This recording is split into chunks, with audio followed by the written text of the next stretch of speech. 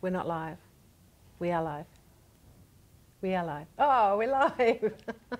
So we're just waiting for a few other people to join us and to come online, and then we'll start talking about the Screen Australia Guardian initiative. Yeah? Yep, sounds good. Yep, sounds good.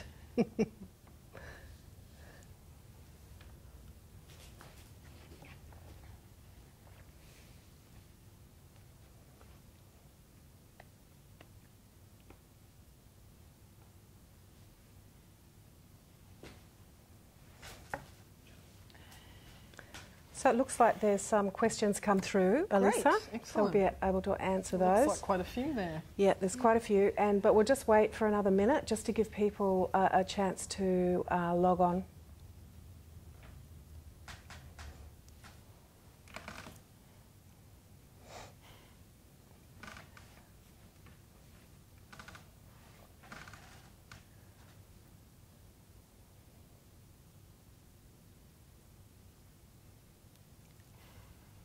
Remove your bottle. Oh, sorry about that. The old water. Branded entertainment. Definitely not branded entertainment. Branded documentary. Okay. Okay, we're good to go.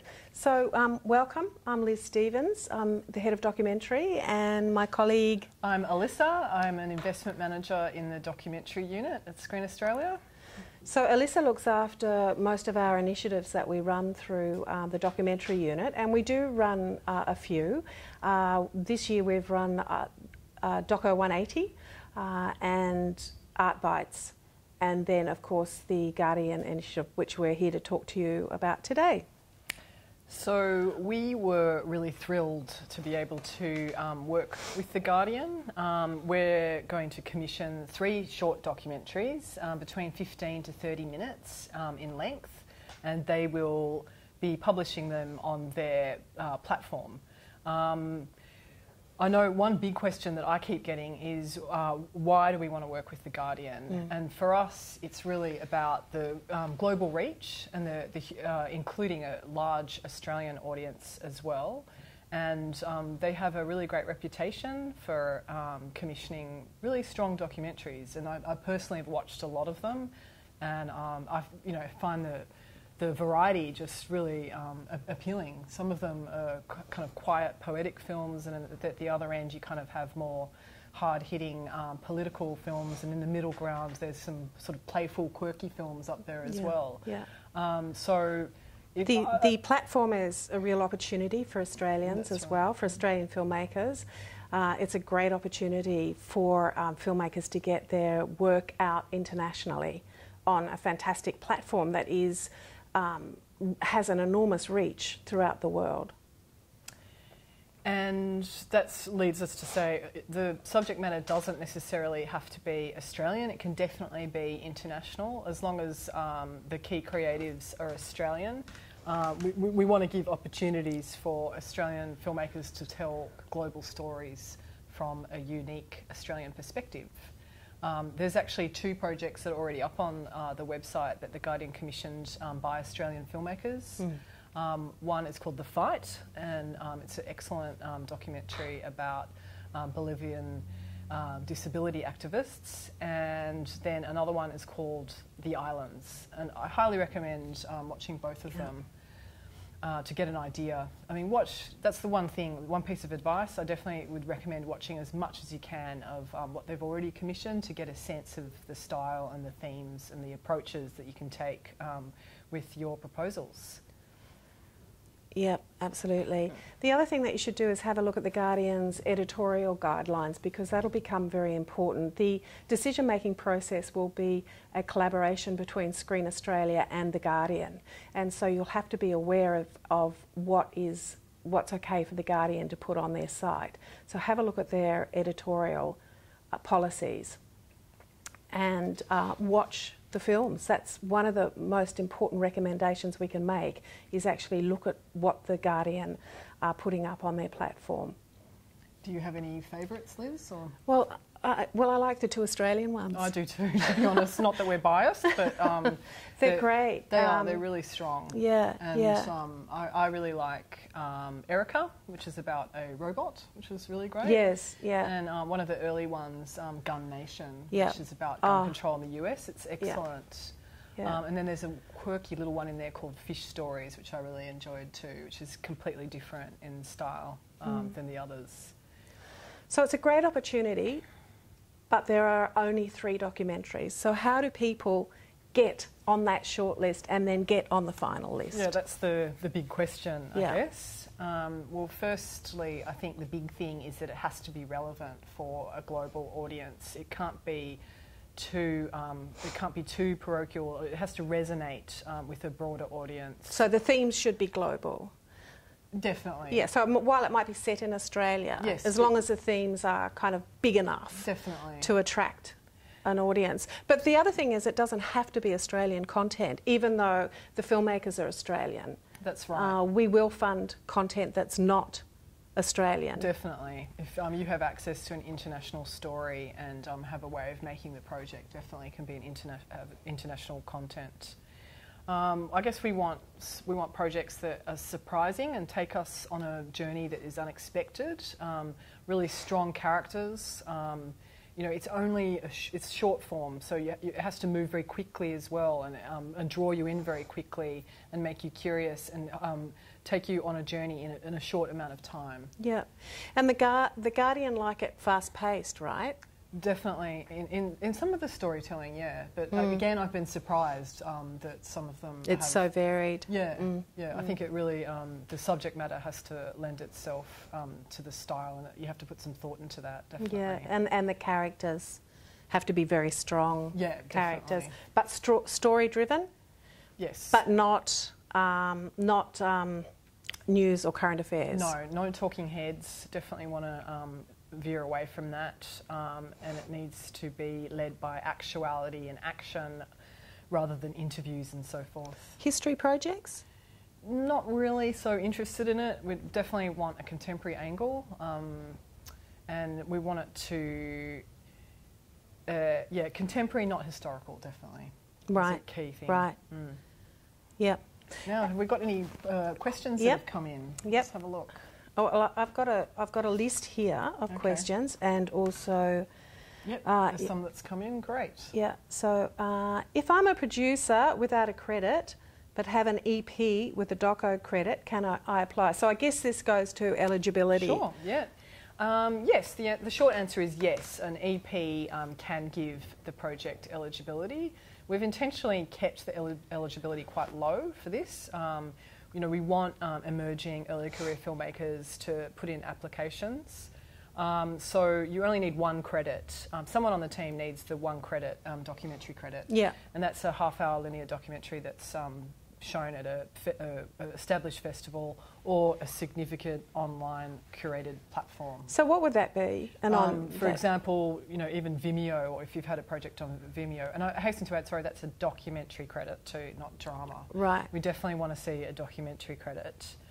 So for the early career filmmakers that haven't really made anything, then yes, it's definitely worthwhile trying to partner with an appropriate producer. But just talk a bit about that, because sometimes, you know, people attach a producer or an executive producer, but we need more than just an attachment, don't we? Yeah. We need a sort of genuine relationship That's between right. the producer and the director. We want or to the make sure that other team members. they're able to mentor you through the process and be able to support you creatively and financially, and because we don't really play that role, and so it's very important to get that pairing right, and to have someone that really believes in your project as well and is going to support you in your filmmaking.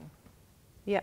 And what about if, say, the director had been mostly doing drama? This is one question that we've had from a drama director. Would they be eligible? No, it has to be 1 documentary credit. So again, I would advise that person, you might be really experienced in drama, which does speak very well to track records, certainly, but I would still advise you to pair with the appropriate person. It can be an EP, and if you're not if you don't have those relationships, then it's really about doing your homework. I mean, you can look at who we fund a lot and try and approach people that you admire. If you've admired work by any Australian documentaries that are out there, just look at who's producing them and you can approach them to hopefully mentor you through this process. Yeah, yeah. And so just in terms of that eligibility, there's another question here, is that I haven't done anything yet. Do I need to find a producer that is experienced? Yeah, you definitely do. I think it's going to be it's going to be competitive this round, definitely. So if you're starting from scratch, it's almost, I mean, the deadline closes in a month, so you're almost running out of time now. But again, it's about doing your homework and finding the right fit if you've got a great idea. Yeah, and I would say so for someone who has no directing experience, but you know, the idea is going to have to be fantastic, and you're going to need a team that can really support you and is prepared to mentor you to making the best possible application that you can make. And that's a hard ask, but not impossible. So there's a question here, which is a great question. What makes an application stand out? I think something that we haven't heard before, or at least a new angle on a topic. Demonstrated access as well can be really unique. And really great, as we said before, really great characters. You can submit a little clip. It doesn't have to be, you know, we're not judging you on your production value if you do submit a clip. But if you can demonstrate you've got access to an amazing character, I think that can really set an application apart. Mm. Yeah, yeah. Yeah, and authenticity. Definitely, without a doubt. But the content needs to be really strong because you've only got, you know, 15 to 20 minutes, 15 to 30 minutes. What is the duration? 15 to 30 minutes, yeah, that's right. Yeah, yeah. And so it can either be 15 or 30? Yeah, between 15 and 30. And I think the average time frame at the moment is sitting at about 20 for most of the ones. You know, and I would say you have to make that call though. If your story really is only on the shorter side, then keep it at 15 minutes. Don't try and, you know, pad it out to be a half hour.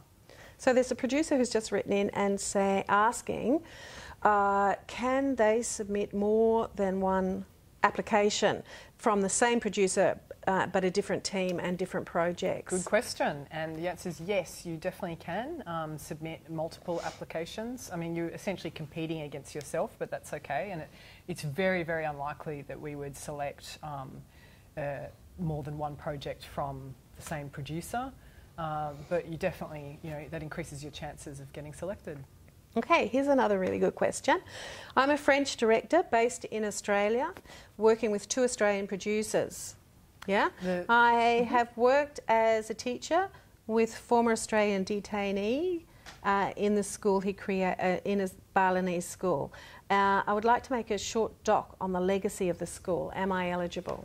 If you are a resident, then you would be eligible to apply. If you're not a resident, then unfortunately you're not eligible to apply, but the Australian-based producers might be, but then they would have to hold the rights for your project and everything would have to be channeled through their production company. Would they need an Australian director as well? Or? Yeah, definitely. Yeah. We want the key creatives to be Australian, so Australian producer, Australian director. So that French director could possibly work as a co-director? Yes. If they wanted to get it through this initiative? Yeah, definitely. And if you're a resident, then that's fine. And that question's a really good one and really relevant, and it may well be a great idea to talk to Alyssa more about how you might be eligible to apply if you don't have residency in Australia.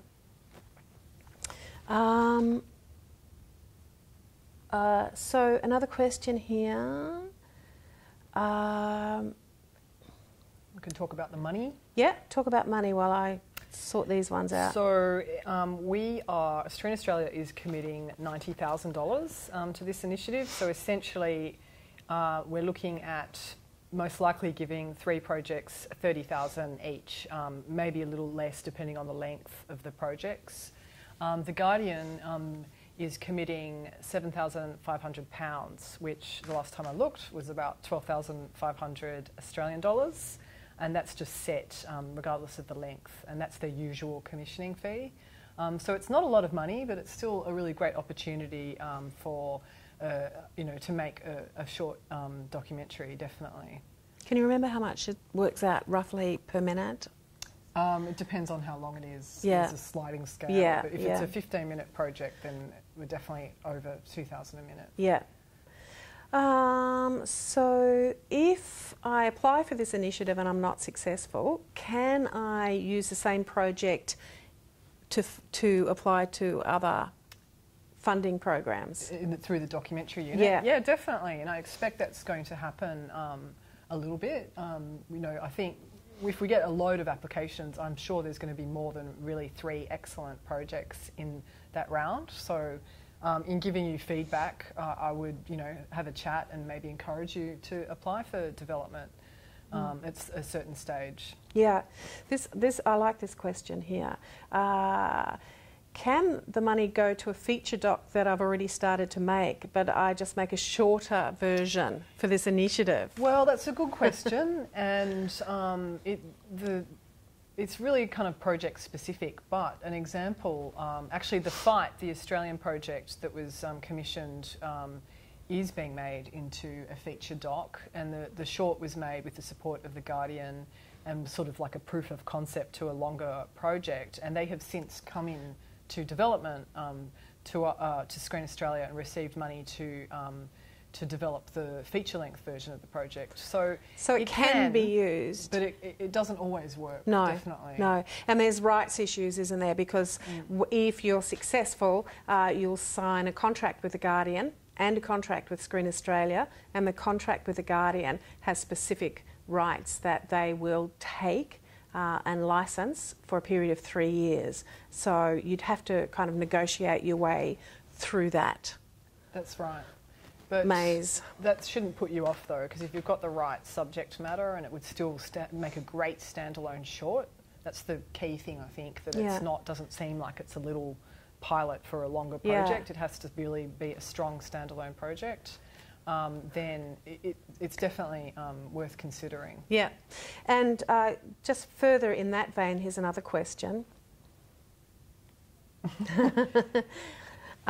Here's another question about that kind of thing. Can I enter the project into other festivals, or does it have to sit on the Guardian site? The Guardian definitely want it on their site, but I believe they are open to, if you get it into a festival, they're certainly open to allowing that. But again, it's really project specific. I mean, they want to encourage it. I mean, playing at a film festival, what a great way to promote a project. So for them, it's definitely, I think, something that they would be supportive of. Do I have to pay my crew the award rates? That's a tricky one. There's no straight... I think that within the Screen Australia Terms of Trade, we do request that producers pay award rates. So there is an obligation to pay... There's the another crew. question here, I think. Can I apply with other money attached, such as state agency, or does it have to be only The Guardian and Screen Australia? You can certainly bring other sources of finance in. That's, State agency, philanthropic money. You just have to read the editorial guidelines for The Guardian. That will also give you an indication of whether you can bring the kind of money with the project. But there should be no problem with state agency money. Absolutely. Does it have to be in English? Can it be in another language but have English subtitles? It can definitely be in another language with subtitles. A lot of them are, actually. Ah. Even though it's an English newspaper, they certainly cover topics from around the world. So The Fight, for instance, was subtitled because it's a Bolivian. Yeah, there's quite a few shot there. in Bolivia. Yeah. So we're really rocketing along with these questions at the moment. So can I promote an organisation, not-for-profit organisation in the documentary if they are my subject matter? That's an interesting one. So I guess there would be some, probably not directly promoting. Probably if it was a side benefit for the organisation, but and that will come down to looking at the Guardian's editorial guidelines as well to see how they feel like it. I mean, I think if you had a non-profit that you were profiling, you know, if it was an interesting story, but not if it's a direct promotion of a non-profit organisation. Right. And there is a link on our website and in the guidelines to the Guardian editorial policy, so it might be worth reading through that too to answer that question. Yeah. Oh, the French director thanked us. Thank you. That's so nice. We love being thanked. So I think that's probably... Oh, how often will this initiative run? Is it just a one-off? We'll see. I mean, this is definitely the first year, and we'll see how it goes. I think by January, the project will have finally selected the projects in conjunction with The Guardian. When's the deadline? The deadline is the Friday, November 3rd. The portal closes at 11 p.m. And then you should know maybe by the end of the year whether you've kind of like on a short list, and then we'll make the final decisions by the end of January. And hopefully the projects will deliver by December 2018. But by that stage, I think we'll have an idea of whether we're going to do it again. We certainly hope to. It's been really exciting working with them, and I have no doubt that we're going to have really great quality applications, and The Guardian is going to be pretty thrilled with them, I think. So we've been going for about 20 minutes now. If you have any questions, send them through to the address, which is... outreach@screenaustralia.gov.au. And we'll just keep talking for a few minutes to make sure that you have an opportunity to ask your last questions. Maybe we should talk about the kind of content, go more into what kind of content The Guardian, because I know that so we're working with Charlie Phillips from The Guardian, and some of you probably know him if you've attended AIDC. Charlie attends AIDC, but he also attends a lot of festivals throughout the world. He travels a lot. Yeah, yeah. And so you've been working with him directly to put this together. And so what does he say about the initiative? Well, he's been a big fan of Australian filmmakers for a while, and he's been talking to a lot of Australian filmmakers, and obviously he commissioned the two that are already there, and I know he's had quite a number of other conversations going on. So, you know, he sort of, it was a mutual thing. He sought us out, and you know, I knew he was coming to AIDC, and knowing the reach of The Guardian in Australia, and obviously we have the Australian The Guardian office here as well, that it just seems like a natural fit and also, as I said earlier, just the different variety of documentaries that they do have on the site. I've been really impressed. Yeah. And you know, I think what a great way to reach a global audience for an early career filmmaker. It's amazing. He's a really passionate person, isn't he, Charlie? He is, and he's very, you know, he gives really great editorial feedback. Yeah. And the whole process, you work very closely with him and with us in crafting your story. Yeah. Was there one other question there? Nope. Question of timing. Oh, yeah. Can pre-production or production begin before the February announcement of the successful applicant? Or does The Guardian need to be involved in the development process? They prefer to be involved a little bit in the development process, but as long as you're nimble and maybe you can adapt things as required, there may be, if you're making the film anyway, I mean, just go and make it, I would say, rather than waiting around to find out whether you're, especially if it's pegged to an event or something like that, or there's some time frame involved. But that's a tricky one. And if that is the case, that it is an event that it's pegged to, then you know, maybe we can have a further discussion about that at some stage. Yep. So people can contact you before they put in an application? Yeah, if you're not sure about whether it's the right fit, then you're more than welcome to contact me directly. Yep. You can email that outreach email, that might be the easiest way to do it, and they'll put you in contact with me. And yeah, I can't stress enough, look at all those projects up there. There's a ton of them, but they're really good and they're not very long, as you know. And I really recommend to get a sense of what they're looking for and what we're looking for. Yeah. Okay. Oh, one more has come through. Keep sending them in. Can my doco be a sequel to a doco I've previously made? Oh, that's a tricky one. Yeah, it is. I think the short answer would probably be no. No. Because it really needs to be a standalone Yeah. project. But if it's something that's so reworked and makes sense and on its own, you don't have to see the first one, then it's a possibility. Yeah. But yeah, we should talk about that, I'd say, that one. It's a bit of a tricky one. Yeah. Yeah, it would be dependent on the content. So that's a wrap for us. And thank you so much for tuning in. Yeah. It's been fun and we're really super excited about this initiative and I can't wait to see all of your applications. Yep. We're really looking forward to it. Bye.